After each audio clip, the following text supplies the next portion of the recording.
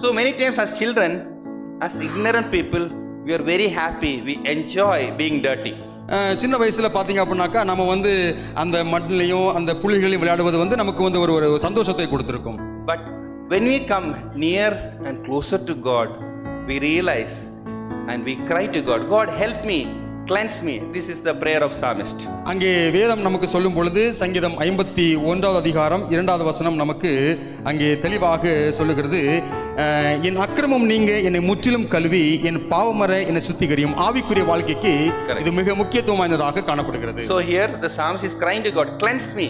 ஆண்டவருடைய சமூகத்திலே அங்கே சங்கீதக்காரன் அங்கே அழுகிறதை பார்க்க முடியும், என்னை சுத்தம் செய்யும் ஆண்டவரே என்று சொல்லி. And God is promising, I will cleanse them from all their iniquity and I will pardon all their sins.